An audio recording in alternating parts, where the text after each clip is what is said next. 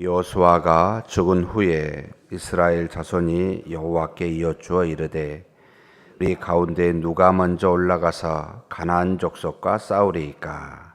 여호와께서 이르시되 유다가 올라갈지니라. 보라, 내가 이 땅을 그의 손에 넘겨 주었노라 하시니라. 유다가 그의 형제 시므온에게 이르되 내가 제비 뽑아 얻은 땅에 나와 함께 올라가서 가나안 족속과 싸우자. 그리하면 나도 내가 제비 뽑아 얻은 땅에 함께 가리라 하니 이에 시므온이 그와 함께 가니라.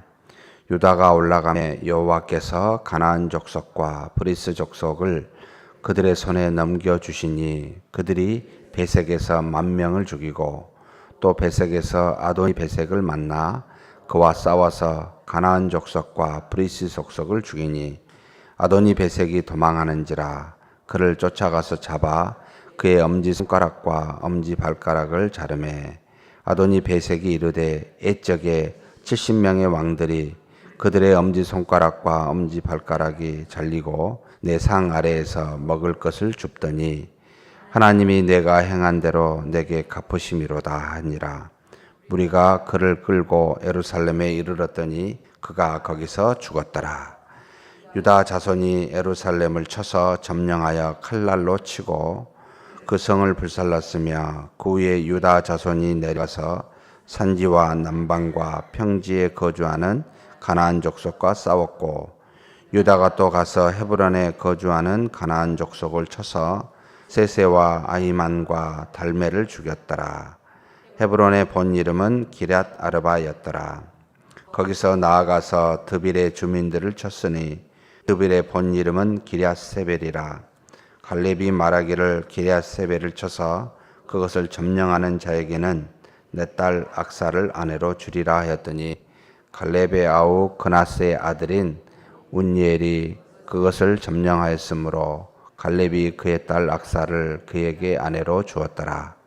악사가 출가할 때 그에게 청하여 자기 아버지에게 밭을 구하자 하고 나귀에서 내리매 갈렙이 묻되 내가 무엇을 원하느냐 하니 이르되 내게 복을 주소서. 아버지께서 나를 남방으로 보내시니 샘물도 내게 주소서 하매 갈렙이 윗샘과 아랫샘을 그에게 주었더라. 모세의 장인인 겐 사람이라. 그의 자손이 유다 자손과 함께 종려나무 성읍에서 올라가서 아랏 남방의 유다 황무지에 이르러 그 백성 중에 거주하니라. 유다가 그의 형제 시몬과 함께 가서 스밧에 거주하는 가나안 족속을 쳐서 그곳을 진멸하였으므로 그 성읍의 이름을 호르마라 하니라.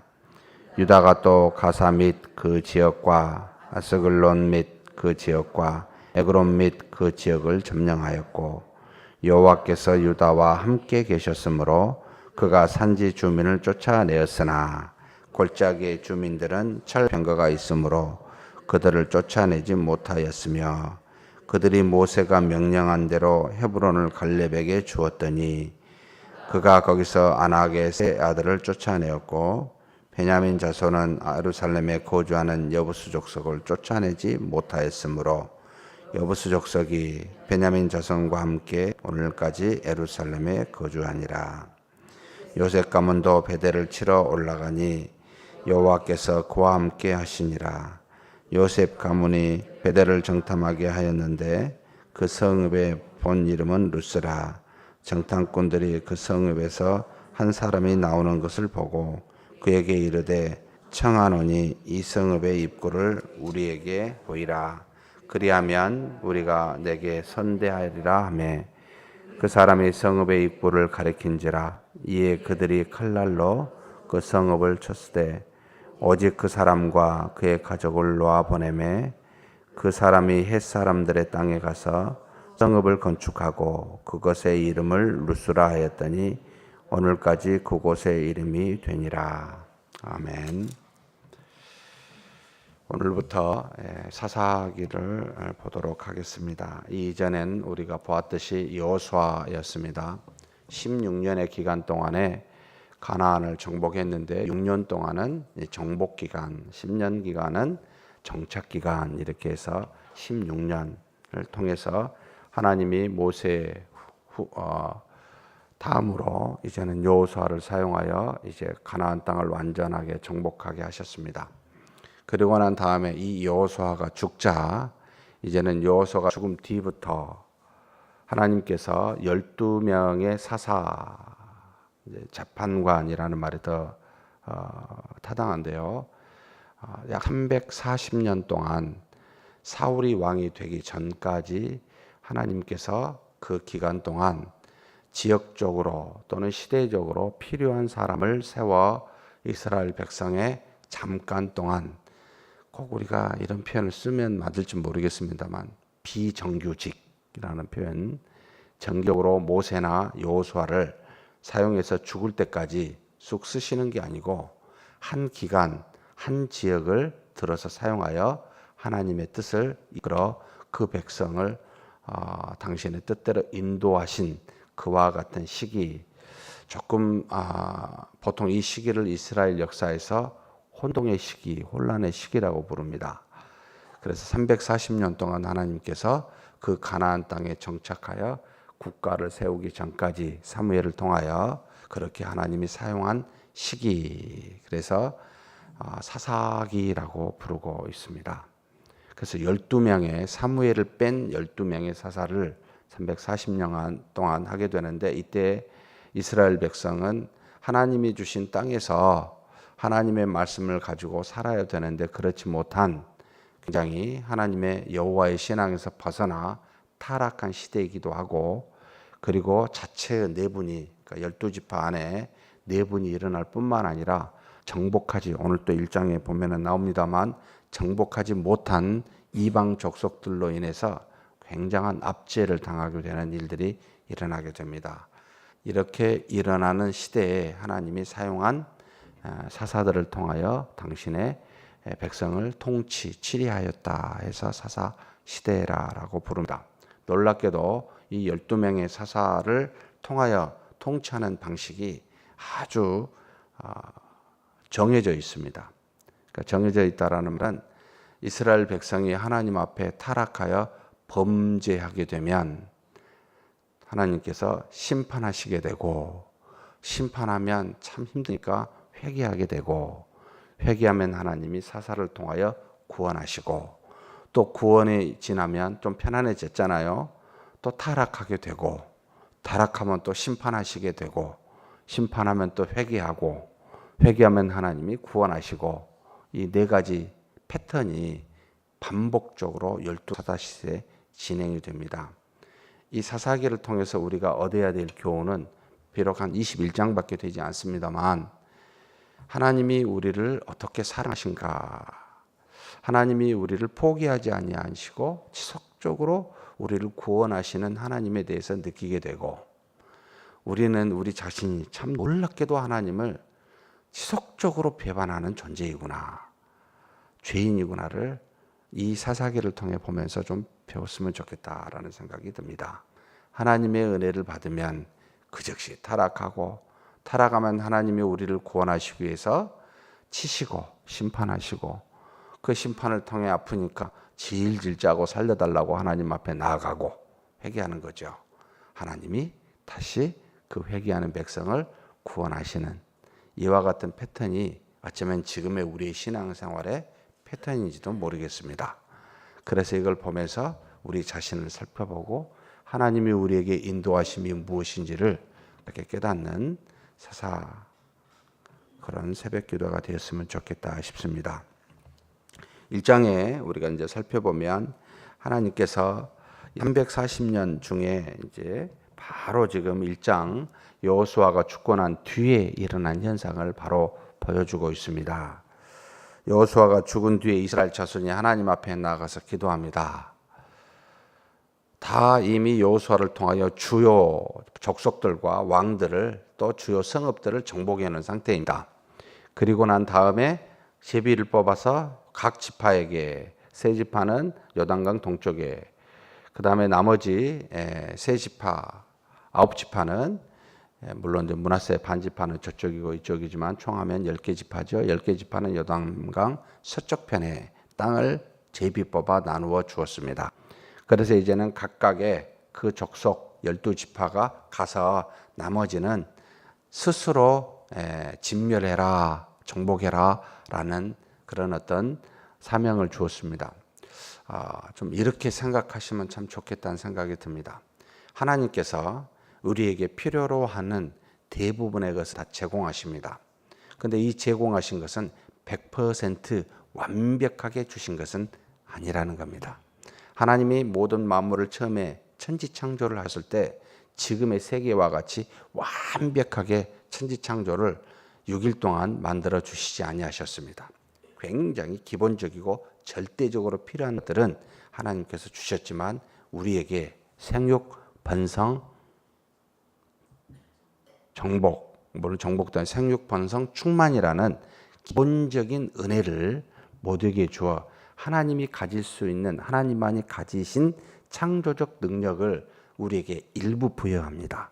그게 바로 이제 생육, 번성, 충만이라는, 그래서 모든 만물은 자생력이 있어서 생육, 번성, 충만이라는 하나님이 가지신 창조적 능력을 부여받고 그것을 가지고 이 땅에서 자신의 어떤 확대시켜가는, 하나님이 주신 능력을 이제는 어떤 면에서는 구현해가는 그런 은혜를 우리 사람에게 또 만물에게 주셨습니다. 특별히 사람은 정복과 다스림이라는 좀 더 하나님에 가까운 모습으로 하나님의 행상을 따라 만든 우리에게는 허락하여 주셔서 그와 같은 일을 행하게 하셨습니다. 곧 우리는 기계와 같이 주어진 것만 하는 것이 아니라 하나님이 우리에게 은혜를 주사 이 땅에서 필요한 것들은 다 돼 있지만 나머지 영역들은 주신 능력을 가지고 구현하라라고 하는 그런 은혜가 있습니다.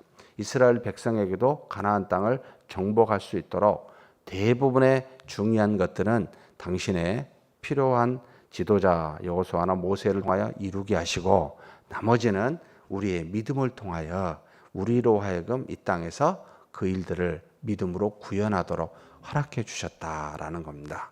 하나님께서 왜 악한 영들을 지옥에 가두어 놓지 이 땅에 두어서 수많은 유혹을 우리로 하여금 당하게 하십니까? 라고 할 때는 하나님의 도구입니다.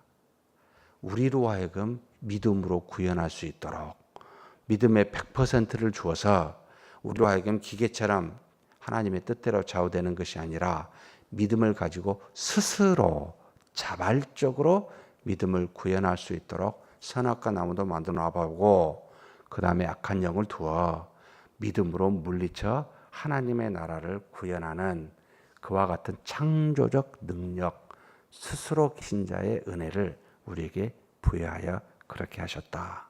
그래서 여기 이스라엘 백성에게도 동일합니다. 가나안 땅을 약속으로 허락하셨고 정복하였지만 자잘한 것은 너희가 믿음으로 해결하라 라고 하여 12지파에게 제비 뽑아 그것을 가서 정복해 하셨다. 사랑하는 성도 여러분, 믿음을 가지고 우리가 지금 현재 정복해야 될 게 무엇이 있을까요? 있습니다. 내 삶의 영역에 또는 교회 또는 사회에 반드시 있습니다. 이것까지 해주세요 라고 말하면 조금 도둑놈 같아요. 그건 너가 해라. 그죠? 그런데 우리 어린아이가 자라면서 그에 해당한 그에 맞는 일들을 부모가 돕잖아요. 절대적으로 할 수 없는 것은 부모가 돕고 스스로 할 수 있는 것은 내비두잖아요. 갓난 아이가 넘어질 때는 이렇게 세워주지만 청소년이 넘어진데 이렇게 세운 부모 있습니까? 그건 네가 알아서 일어서 해야 되잖아요. 그와 마찬가지로 하나님께서 그와 같은 은혜로 우리를 인도하신다. 개인적으로든 집단적으로든. 그래서 이스라엘 백성에게 그와 같이 허락해 주셨습니다. 근데 이스라엘 백성이 하나님 앞에 나아가 참 바르게 무엇부터 합니까? 기도부터 합니다. 어떻게 해야 됩니까? 여호수아가 죽었는데. 그러니까 하나님께서 이야기하죠. 누구를? 유다를 세워서 올라가게 해라. 정복하게 해라. 라고 이야기합니다. 그래서 항상 유다는 이후에도 마찬가지입니다만 모든 전쟁의 가장 최선봉이었습니다. 물론 왜 그런지 모르지만 하나님이 좀 더 유다 지파를 사랑하셨는지 어찌됐든 이와 같이 하나님이 명하여 유다 지파가 가게 되는데 유다 지파 사람들이 굉장히 지혜로웠습니다. 무엇을 하죠? 여호와께서 이르시되 2절에 유다가 올라갈지니라 보라 내가 이 땅을 그의 손에 넘겨 주었노라 라고 유다를 앞세우고 그에게 모든 걸 넘겨주었다고 약속하고 난 다음에 유다가 그의 형제 시몬에게 이르되 내가 제비 뽑아 얻은 땅에 나와 함께 올라가서 가나안 족속과 싸우자. 그리하면 나도 내가 제비 뽑아 얻은 땅에 함께 가리라 하니 이 시몬이 그와 함께 가니라. 어떻게 했죠? 정복할 땅을 유다 지파가 뽑는 그 땅에 유다가 가서 정복할 때 혼자 갑니까? 누구랑 같이 갑니까? 형제 시몬과 같이 갑니다. 그리고 또 내가 형제 시므온 땅에 갈 때 나도 너와 함께 가서 싸우겠다. 참 지혜롭죠. 주께서 우리로 하여금 서로 협력하여 주의를 감당하게 했습니다. 나의 몫이 이건데 좀 도와주세요. 일을 해주면 나도 함께 당신과 함께 그 일들을 같이 하겠습니다. 라고 참 하나님이 주신 사명과 명령을 혼자 하기보다 동역하면서 협력해야 하는 지혜로운 유다입니다. 이게 믿음의 모습이 아닌가라고 보입니다. 하나님께서 주신 사명, 독불 장군처럼 이것은 내 영역이야, 침범하면 안 돼 라고 생각하지 마시고 도와주십시오. 같이 하십시다. 그러면 나도 당신의 일을 함께 돕겠습니다 라고 하여 협력하는 모습. 하나님은 전지전능하지만 우리는 그렇지 못합니다. 허물이 있고 부족한 부분이 있습니다. 이걸 어떻게 채우라? 동역자들과 함께 채우라는 겁니다. 함께 하라는 겁니다. 그래서 우리 교회는 주어진 직분을 갖고 있는 분이 한 사람이 아니라 여러 사람이 있습니다. 당회에 여러 장로님들이 함께 있고 또 안수집사와 권사님들이 여러 명이 있어 어떤 일을 할 때 함께 동역해서 감당할 수 있도록 했습니다. 그래서 여러분 서로가 서로를 대적하는 것이 아니라 서로가 서로를 협력하여 동역하는 것이 믿음의 사람의 모습이다라고 나옵니다. 그래서 차근차근 하나님의 뜻을 따라 이 유다가 정복하게 됩니다. 그런데 정복하면서도 재미있는 일들이 나오죠. 예루살렘을 쳐서 정복하고 헤브론도 쳐서 정복하고 그빌도 쳐서 정복합니다. 그런데 갈렙이 이야기하죠. 갈렙이 스밧입니까? 그곳을 정복할 때 자기 딸을 정복한 사람에게 주겠다. 악사를. 딸이 굉장히 잘생긴 모양입니다. 누구든지 결혼하고 싶었던 모양입니다. 하나님의 일을 할 때 어떤 참 지혜도 필요하게 보이는구나. 협력도 필요하지만 어떤 일을 감당할 때 그 일을 할 만한 동기를 부여하는 것도 필요하다.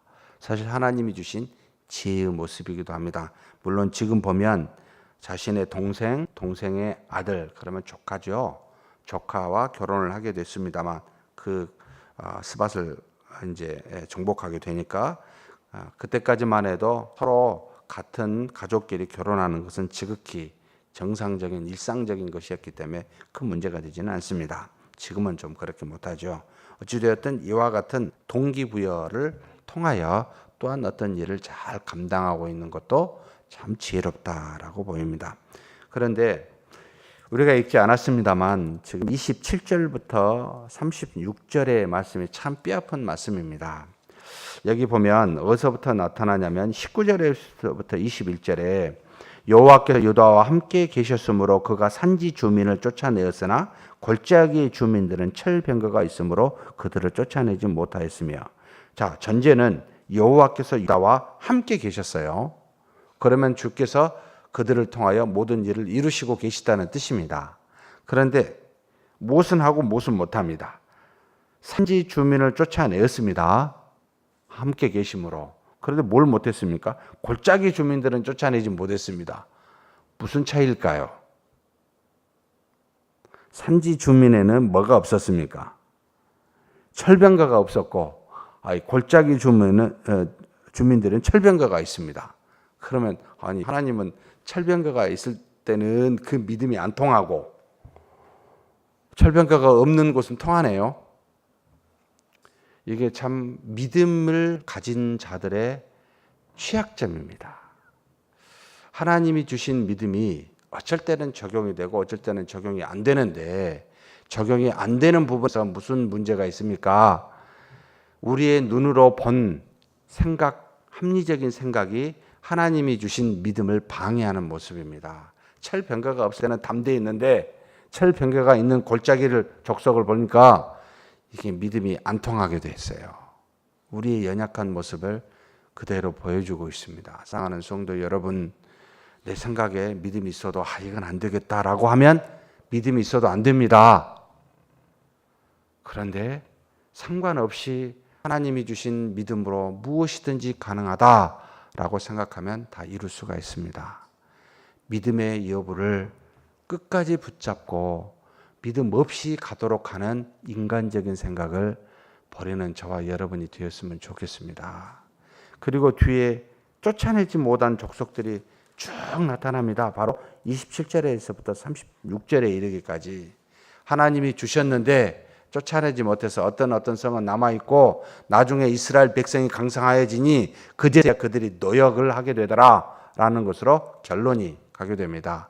결국 이들이 나중에 이스라엘 백성의 가시가 되어 우상을 들어오게 하고 멸망시키게 하는 근거가 됩니다. 그래서 여호수아와 모세를 통하여 진멸하라라고 했는데 그렇지 못한 일이 나중에 큰 화를 가져오게 되더라. 절대로 교회 안에, 우리 신앙 안에 조그만 인위적인 악을 남겨두지 마십시오. 그렇지 아니하면 후에 이것이 우리를 굉장히 크게 다치게 합니다. 그렇게 각별히 조심하는 저와 여러분이 되기를 주의 이름으로 축복합니다. 하나님 아버지 감사합니다. 하나님께서 큰 지도자를 세워 하나님의 뜻을 일반 백성이 할 수 없는 것을 다 이루어 주셨지만 이제는 우리에게 믿음을 주어 사명을 주어 우리로 하여금 나머지를 감당할 수 있도록 또한 일거리를 허가해 주시니 감사합니다. 믿음을 가지고 우리가 이를 감당하되 상황에 따라 환경에 따라 인간적인 생각으로 믿음을 저버리는 어리석은 일이 없도록 우리를 붙들어 주옵소서. 작은 죄를 용납치 아니하고 조그만 것을, 인위적인 것을 허락지 아니하고 오직 하나님 안에서 순수하고 온전한 믿음으로 이 땅을 살아가는 우리 모두가 되게 복내려 주시옵소서. 감사하고 우리 주님 예수님의 이름으로 기도하옵나이다. 아멘.